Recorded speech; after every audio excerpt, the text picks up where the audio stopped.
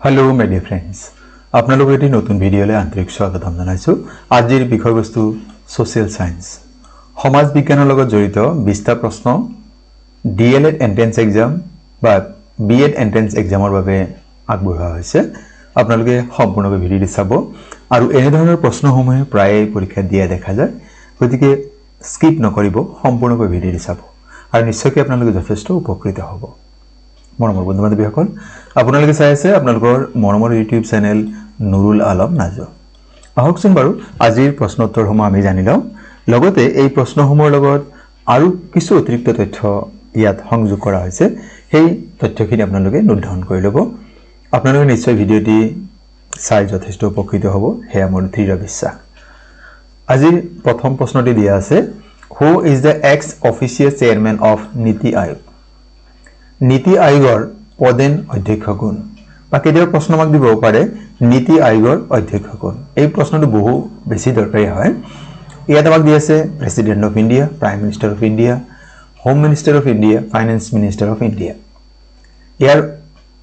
উত্তৰটি হৈছে ভাৰতৰ প্ৰধানমন্ত্ৰী বা prime minister of India option B আমাৰ কাৰণে শুদ্ধ উত্তৰ কি বুলি প্ৰশ্ন আছিল চেয়াৰম্যান অফ নীতি আয়োগ আকৌ কেতিয়াবা আমাক প্ৰশ্ন দিব পাৰে Who is the ex-official chairman of Rajya Sabha? তেতে উত্তৰ হ'ব ভাইস প্ৰেসিডেন্ট অফ ইন্ডিয়া এই নীতি আয়োগ সম্পৰ্কে আমাক প্ৰায় প্ৰশ্ন দিয়ে আৰু কেইটামান দৰকাৰী তথ্য ইয়াতে সংযোজন কৰা হৈছে কাইন্ডলি নোট ডাউন কৰি ল'ব নীতি আয়োগ এই নীতি যেটো NITI ইয়াৰ সম্পূৰ্ণ ৰূপ হৈছে national institution for transforming India ইয়াৰ গঠনৰ মূল কাৰণ আছিল it aims to construct a strong state that will help to create a dynamic and strong nation. This helps India to emerge as a major economy in the world. প্ৰশ্ন হ'ব পাৰে নীতি আয়োগ কেতিয়া গঠন হৈছিল 1st of January 2015 2015 চনৰ 1 জানুৱাৰী তাৰিখে নীতি আয়োগ গঠন কৰা হৈছিল ইয়াৰ চেয়াৰম্যান হৈছে প্ৰাইম মিনিষ্টাৰ অফ ইণ্ডিয়া যেটা প্ৰশ্ন দিয়া আছিল আৰু ইয়াৰ মুখ্য কাৰ্যালয় নতুন দিল্লী এই নীতি আয়োগ পূৰ্বৰ যেটো পৰিকল্পনা আয়োগ আছিল প্লেনিং কমিশন সেই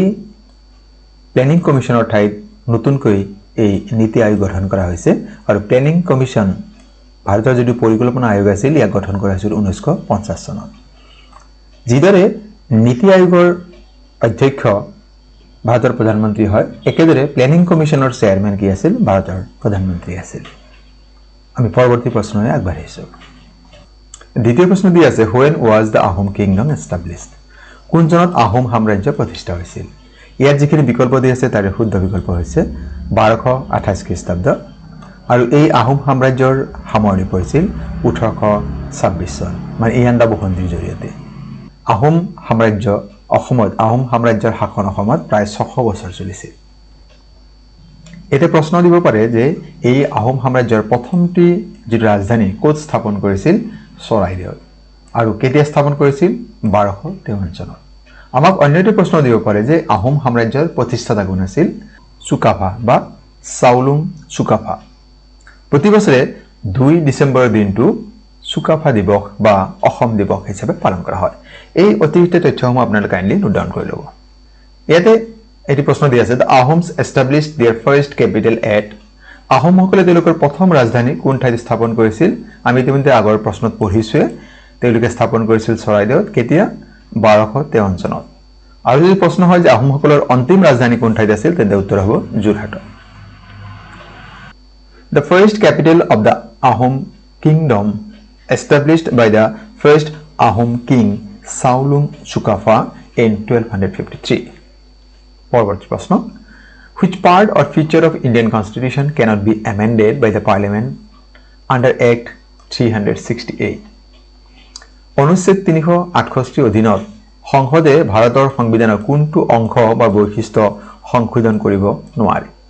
এত বিকল্প আছে preamble basic structure of the constitution fundamental duties fundamental rights ইয়াৰ শুদ্ধ উত্তৰ হৈছে basic structure of the constitution সংবিধানৰ মৌলিক গাঁথনি এই কথাটি সংসদে সংশোধন কৰিব নোৱাৰে অন্যটো প্ৰশ্ন এই প্ৰশ্নতে লুকাই আছে যে ভাৰতৰ সংবিধান সংশোধনী প্ৰক্ৰিয়াটো কিমান নং অনুচ্ছেদত জড়িত হৈ আছে তেন্তে উত্তৰ হ'ব আন্ডাৰ আৰ্টিকল 368 পৰৱৰ্তী প্ৰশ্ন নেটো স্ট্যান্ডস ফৰ নেটোৰ সম্পূৰ্ণ ৰূপটো কি ইয়াত আমাৰ যিখিনি বিকল্প আছে তাৰ শুদ্ধ বিকল্প হ'ব নৰ্থ আটলান্টিক ট্ৰেডি অৰ্গানাইজেশ্যন। এইটো দ্বিতীয় বিশ্বযুদ্ধৰ পিছত গঠন হৈছিল আৰু ইয়াক গঠন হৈছিল 1949 চনৰ 4 এপ্ৰিল তাৰিখে। ইয়াৰ মুখ্য কাৰ্যালয় হৈছে বেলজিয়ামৰ ব্ৰাজেলছ নামৰ চহৰত। পৰৱৰ্তী প্ৰশ্ন, as per the constitution of India, who is the head of the government? ভাৰতৰ সংবিধান অনুসৰি চৰকাৰৰ মুৰব্বী কোন? ইয়াৰ উত্তৰটো হৈছে ভাৰতৰ প্ৰধানমন্ত্ৰী হৈছে চৰকাৰৰ মুৰব্বী। আৰু যদি কোৱা হয় who is the head of the state বা who is the head of the country, তেন্তে উত্তৰ হ'ব president of India. Head of the state or country, president of India. Which is not included in the fundamental rights? কোনটো মৌলিক অধিকাৰৰ অন্তৰ্ভুক্ত নহয়? ইয়াত আমাক যিখিনি বিকল্প দিয়া আছে freedom of religion, right to equality, right to freedom, right to property. ধৰ্মীয় স্বাধীনতাৰ অধিকাৰ ই এটা মৌলিক অধিকাৰ হয়। সমতাৰ অধিকাৰ ইও মৌলিক অধিকাৰ হয়। right to freedom স্বাধীনতাৰ অধিকাৰ ইও মৌলিক অধিকাৰ হয় বৰ্তমান সময়ত, কিন্তু right to property বৰ্তমান সময়ত মৌলিক অধিকাৰ অন্তৰ্ভুক্ত নহয়। এই বিষয়ে আমি আৰু বিতংকৈ জানি লওঁ। 1978 44th এমেণ্ডমেণ্টৰ জৰিয়তে ৰাইট টু প্ৰপাৰ্টি যেতিয়া সংবিধান প্ৰণয়ন হৈছিল, সংবিধান কাৰ্যকৰী হৈছিল, তেতিয়া ৰাইট টু প্ৰপাৰ্টি এটা মৌলিক অধিকাৰ আছিল। কিন্তু 44th এমেণ্ডমেণ্ট এক্ট 1978 যেতিয়া হৈছিল, এই এমেণ্ডমেণ্টৰ জৰিয়তে সম্পত্তিৰ অধিকাৰটো মৌলিক অধিকাৰ তালিকাৰ পৰা বাদ দিয়া হৈছে। ই বৰ্তমান এটা আইনগত অধিকাৰ, লিগেল ৰাইট হয় আৰু বৰ্তমান ইয়াক আণ্ডাৰ আৰ্টিকল 308 অন্তৰ্ভুক্ত কৰা হৈছে। ভাৰতীয় সংবিধানৰ 12ৰ পৰা 15 নং অনুচ্ছেদ মানে সংবিধানৰ 3 নম্বৰ খণ্ডত মৌলিক অধিকাৰৰ বিষয়ে উল্লেখ আছে। প্ৰাৰম্ভিক অৱস্থাত মানে সংবিধান যেতিয়া গৃহীত হৈছিল তেতিয়া ভাৰতৰ সংবিধানত 7টা মৌলিক অধিকাৰৰ বিষয়ে উল্লেখ আছিল। বৰ্তমান এজন ভাৰতীয় নাগৰিকে 6টা মৌলিক অধিকাৰ উপভোগ কৰে। এই 6টা মৌলিক অধিকাৰ কি কি আছে? ৰাইট টু ইকুৱেলিটি সমতাৰ অধিকাৰ সংবিধানৰ 14ৰ পৰা 18 নং অনুচ্ছেদত আছে। স্বাধীনতাৰ অধিকাৰ ৰাইট টু ফ্ৰীডম 19ৰ পৰা 22 এইখিনি অনুচ্ছেদত আছে। ৰাইট এগেইনষ্ট এক্সপ্লইটেশ্যন শোষণৰ বিৰুদ্ধে অধিকাৰ 23 আৰু 24 নং অনুচ্ছেদত আছে। Right to freedom of religion ধৰ্মীয় স্বাধীনতাৰ অধিকাৰ 25ৰ পৰা 28 নং অনুচ্ছেদত আছে। Cultural and educational rights 29 and 30 article নম্বৰত আছে আৰু right to constitutional remedies under article 32। কেতিয়াবা প্ৰশ্ন দিয়ে যে ভাৰতৰ সংবিধানৰ পিতৃপুৰুষ যাক কোৱা হয় ডক্টৰ B.R. আম্বেদকাৰ, তেখেতে ৰাইট টু কনষ্টিটিউচনেল ৰিমেডিজ এই অধিকাৰটিক এই মৌলিক অধিকাৰটিক ভাৰতীয় সংবিধানৰ আত্মা বুলি কৈছিল। পৰৱৰ্তী প্ৰশ্ন, on which day do the sun's rays fall directly on the equator? কোন কোন দিনা সূৰ্যৰ ৰশ্মি বিষুৱ ৰেখাৰ ওপৰত পোনপটীয়াকৈ পৰে? ইয়াত আমাক যিখিনি বিকল্প দিছে তাৰ শুদ্ধ বিকল্প হ'ব অপশ্যন চি 21 মাৰ্চ আৰু 23 ছেপ্টেম্বৰৰ দিনটো সূৰ্যৰ ৰশ্মি বিষুৱ ৰেখাৰ ওপৰত পোনপটীয়াকৈ মানে লম্বভাৱে পৰে আৰু এই দিনটোক বিষুৱ কাল বা বিষুৱ সংক্ৰান্তি বুলি কয় অসমীয়াত। ইংৰাজী শব্দ হৈছে ইকুইনক্সিছ। কোন দুটা দিন? 21 মাৰ্চ আৰু 23 ছেপ্টেম্বৰ। পৰৱৰ্তী প্ৰশ্ন, who had implemented the doctrine of lapse in India? নিম্নলিখিত কোনগৰাকী ব্যক্তিয়ে স্বত্ব বিলোপ নীতি প্ৰৱৰ্তন কৰিছিল? ইয়াত বিকল্প আমাক যিখিনি দি আছে তাৰ শুদ্ধ বিকল্প হ'ব লৰ্ড ডেলহাউচি। আমি নিশ্চয় স্বত্ব বিলোপ নীতিৰ বিষয়ে বিতংকৈ জানো যে ইংৰাজী যেতিয়া ভাৰত শাসন কৰি আছিল তেতিয়া কোনো ভাৰতীয় ৰজাই যদি মৃত্যুৰ সময়ত তেওঁ নিজা সতি সন্তান নাথাকে তেন্তে সেই ৰাজ্য ইংৰাজৰ অধীনলৈ গুচি গৈছিল। তেওঁৰ তুলনীয় সন্তান হ'লে কিন্তু নহ'ব। সেই যিটো নিয়ম আছিল ডক্ট্ৰিন অফ লেপছ, সেই নীতিটো প্ৰৱৰ্তন কৰিছিল লৰ্ড ডেলহাউচিয়ে। পৰৱৰ্তী প্ৰশ্ন, the constitution of India was adopted on ভাৰতীয় সংবিধান কেতিয়া গৃহীত হৈছিল? ইয়াত আমাক যিখিনি বিকল্প দি আছে তাৰ শুদ্ধ বিকল্প হৈছে 26 নৱেম্বৰ 1949। 1949 চনৰ 26 নৱেম্বৰ তাৰিখে ভাৰতীয় সংবিধানখন গৃহীত হৈছিল বা এডপ্ট হৈছিল। আৰু অন্য এটা প্ৰশ্ন কেতিয়াবা দিব পাৰে ভাৰতীয় সংবিধান কেতিয়াৰ পৰা কাৰ্যকৰী হৈছিল? Indian constitution was enacted or implemented, তেন্তে উত্তৰ হ'ব 26 জানুৱাৰী 1950। 1950 চনৰ 26 জানুৱাৰীৰ পৰা ভাৰতৰ সংবিধানখন বলবৎ হৈছিল। India is a Republic Bharatvarsha এখন গণৰাজ্য কাৰণ ভাৰতৰ সংবিধানৰ যিটো প্ৰস্তাৱনা তাত লিখা আছে ইণ্ডিয়া ইজ এ ৰিপাব্লিক কাৰণ ইয়াত চাৰিটা কাৰণ দিয়া আছে India has a Supreme Court ভাৰতৰ এখন উচ্চতম ন্যায়ালয় আছে এয়া শুদ্ধ নহয় India has a written constitution ভাৰতৰ এখন লিখিত সংবিধান আছে এয়াও নহয় president is elected by the people ভাৰতৰ ৰাষ্ট্ৰপতি জনসাধাৰণৰ দ্বাৰা নিৰ্বাচিত হয় powers are divided between the centre and the states দেশৰ ক্ষমতাসমূহ সংবিধানৰ ক্ষমতাসমূহ কেন্দ্ৰ চৰকাৰ ৰাজ্য চৰকাৰৰ মাজত ভগাই দিয়া হয় ইয়াৰ শুদ্ধ উত্তৰটি হৈছে option c president is elected by the people আমাৰ দেশ যেহেতু গণৰাজ্য হয় সেইবাবে ৰাষ্ট্ৰপতিজন নিৰ্বাচিত হয় বংশানুক্ৰমিক নহয় যেনেকৈ ৰজাৰ ল'ৰা বা ৰজাৰ ছোৱালী ৰজা বা ৰাণী হ'ব সেই যিটো বংশানুক্ৰমিক হয় সেইটো আমাৰ দেশত নাই আমাৰ ৰাষ্ট্ৰপতিজন জনসাধাৰণৰ দ্বাৰা নিৰ্বাচিত হয় সেইবাবে ভাৰতক কি বুলি কোৱা হয় ৰিপাব্লিক ডে বুলি জনা যায় আৰু প্ৰতি বছৰে ভাৰতত 26 জানুৱাৰী দিনটো ৰিপাব্লিক ডে বা গণৰাজ্য দিৱস হিচাপে পালন কৰা হয় পৰৱৰ্তী প্ৰশ্ন United nations organisation UN was founded in the year কোন চনত ৰাষ্ট্ৰসংঘ গঠন কৰা হৈছিল ইয়াৰ শুদ্ধ উত্তৰ হ'ব 24th of October 1945 1945 চনৰ 24 অক্টোবৰ তাৰিখে ৰাষ্ট্ৰসংঘ গঠন কৰা হৈছিল আমি নিশ্চয়কৈ জানো যে দ্বিতীয় বিশ্বযুদ্ধ সমাপ্তিৰ পিছত দ্বিতীয় বিশ্বযুদ্ধ শেষ হৈছিল 1945 চনত আৰু দ্বিতীয় বিশ্বযুদ্ধ আৰম্ভ হৈছিল 1939 চনত দ্বিতীয় বিশ্বযুদ্ধৰ সমাপ্তিৰ পিছত যেতিয়া বিশ্বৰ আঘাৰী নেতাসকলে উপলব্ধি কৰিছিল যিমানখিনি ক্ষয়ক্ষতি হৈছে দেশসমূহৰ মাজত তেতিয়া তেওঁলোকে বিশ্ব শান্তি প্ৰতিষ্ঠাৰ বাবে এখন আন্তঃৰাষ্ট্ৰীয় সংস্থা গঠনৰ বাবে তেওঁলোকে প্ৰস্তাৱ আগবঢ়াইছিল আৰু সেই মৰ্মে 1945 চনৰ 24 অক্টোবৰ তাৰিখে ৰাষ্ট্ৰসংঘৰ নামৰ আন্তঃৰাষ্ট্ৰীয় সংস্থা গঠন হৈছিল আৰু ইয়াৰ মুখ্য কাৰ্যালয় হৈছে আমেৰিকা যুক্তৰাষ্ট্ৰৰ নিউয়ৰ্কত অন্য এটা কেতিয়া প্ৰশ্ন দিয়ে যে প্ৰতি বছৰে কোন দিনটো ৰাষ্ট্ৰসংঘ দিৱস হিচাপে পালন কৰা হয় উত্তৰ হৈছে 24 অক্টোবৰ কিয়নো 1945 চনৰ 24 অক্টোবৰ তাৰিখে ৰাষ্ট্ৰসংঘ গঠন কৰা হৈছিল আৰু এই ৰাষ্ট্ৰসংঘত বৰ্তমান সদস্য ৰাষ্ট্ৰৰ সংখ্যা হৈছে 193 আৰু একেবাৰে অন্তিম ৰাষ্ট্ৰ যেটোৱে ৰাষ্ট্ৰসংঘত যোগদান কৰিছে সেয়া হৈছে সাউথ সুদান পৰৱৰ্তী প্ৰশ্ন The capital of India was shifted from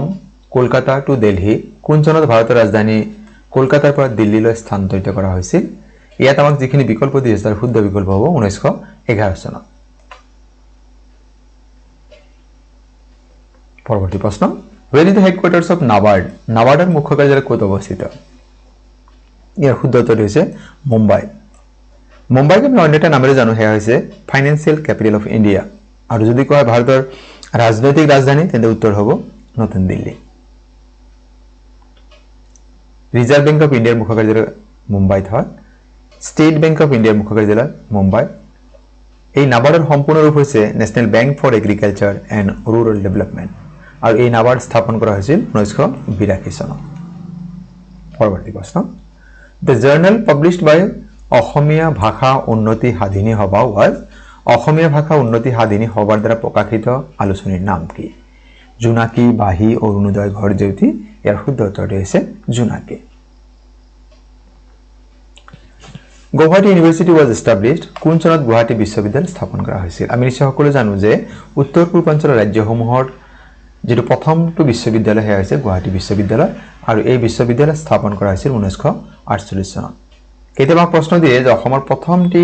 মহাবিদ্যালয় কলেজ কোনখন হয় তেন্তে উত্তৰ হ'ব কটন কলেজ 1901 চনত স্থাপন কৰা হৈছিল When was the peasant revolt of Patharghat take place?